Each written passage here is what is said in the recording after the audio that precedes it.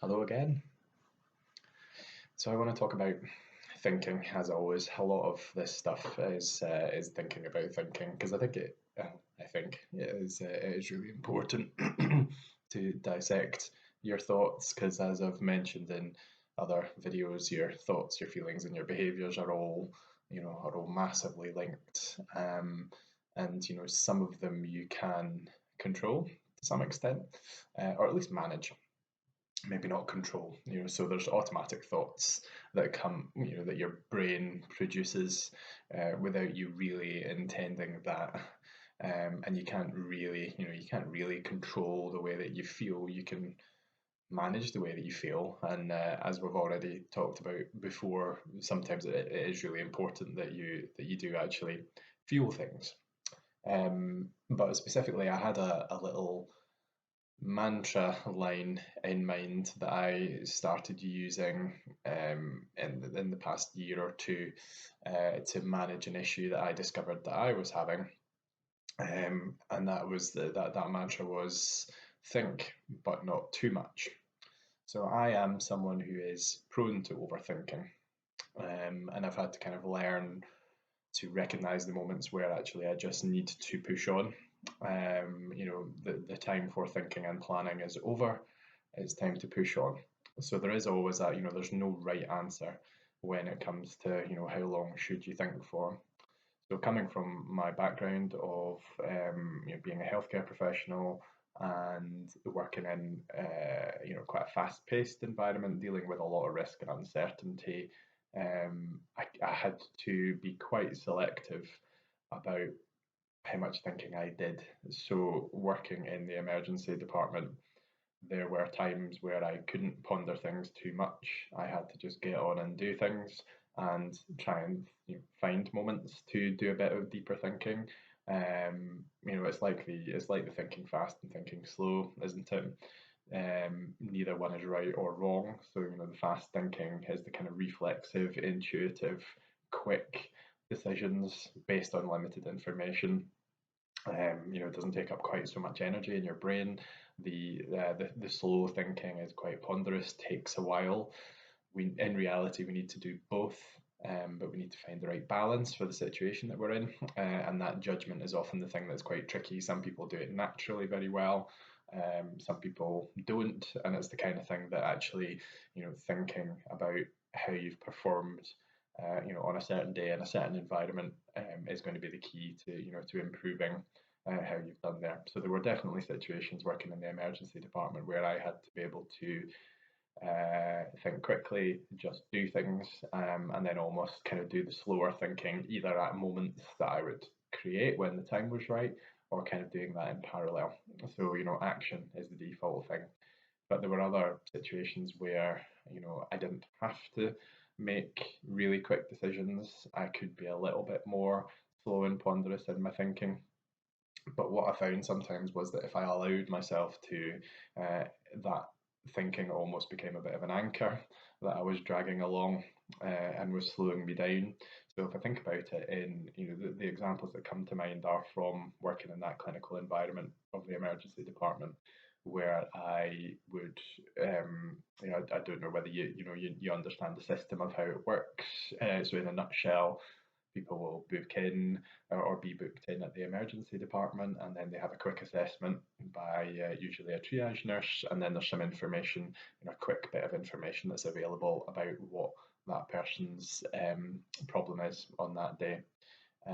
And what I noticed that I tend to do sometimes was that I used to get stuck in a bit of a loop of wondering whether, sort of almost prejudging the barriers and the problems that I was going to face, if I then started to get involved in that person's care. And I was never a cherry picker. Some people are cherry pickers when they work in the emergency department. They only pick up things that are either conditions that they enjoy dealing with, or perhaps even situations that can be as superficial as, so I might get to do some kind of exciting procedure here, whether it be managing a wound, doing some stitching, or actually this is going to be really quick to deal with, so I can then move on to another patient and get my numbers up. Unfortunately, there can be a bit of that sometimes. But what tended to happen, I was always happy to see absolutely, any problem at all. So my main barrier was, it was kind of the imposter syndrome feed a little bit. Was, am I not gonna be able to figure out what's going on here?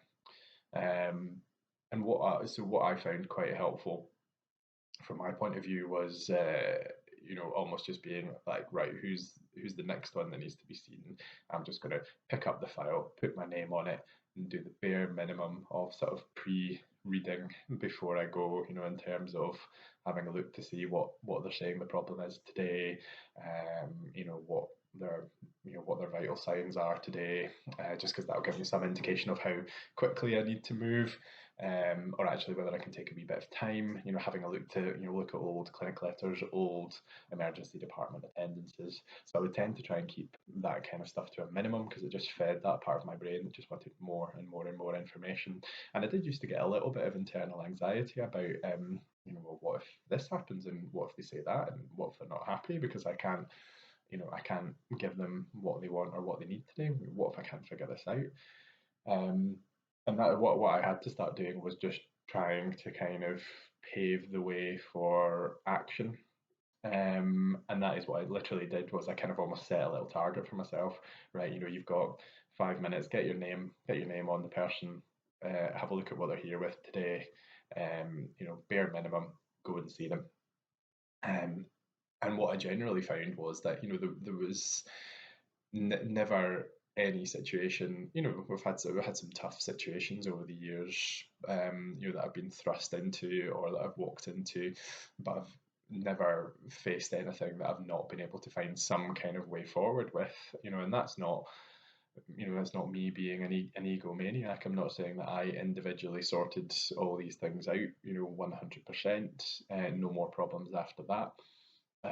But what I did do in all these situations, if you kind of look back at it, was that I was able to find a way forward, and that it might just be that I was able to give a bit of advice and signpost that person to the place that they need to be.